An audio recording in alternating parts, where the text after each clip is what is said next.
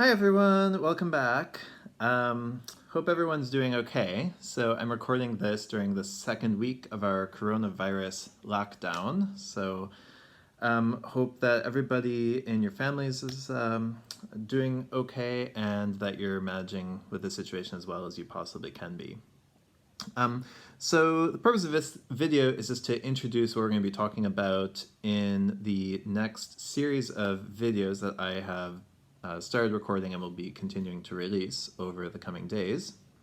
So in this series of videos, we're going to be learning about how people make decisions.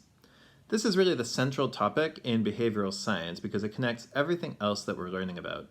So decisions ultimately control our well-being, and they also affect the well-being of others. So that includes businesses, our fellow citizens, and our families.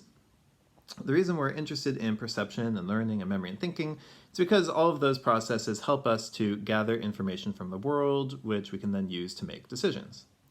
And the reason we're going to later learn about emotions and attitudes and social influence and communication is really because those factors also influence the decisions we ultimately make. So decision making is the glue that holds everything together. So these videos are organized around the distinction between classical approaches to choice, which come from economics and assume that people are basically rational, and behavioral approaches, which come mostly from psychology, and which assume that we often make mistakes in our decisions. So we're going to look at the implications of those different visions of the world for several interrelated issues. So first, how do people form preferences when they're making simple choices?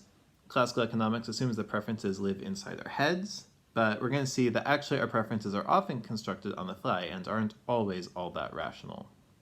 Second, how do we make more complex decisions? We'll see that people often use simplifying strategies to make these complex decisions feasible for our limited little minds. Third, how do we make decisions when some of the options are uncertain? We'll compare expected utility theory from classical economics with a model from psychology called prospect theory. And finally, how do we make decisions that unfold over time?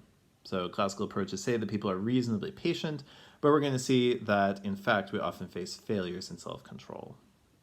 At the end of these videos, you should be able to see how the study of decision-making can be really useful to understand whatever field you ultimately go into, whether it's marketing or finance or law, because the same basic principles govern many of the decisions we make. So I hope you enjoy this next series of videos.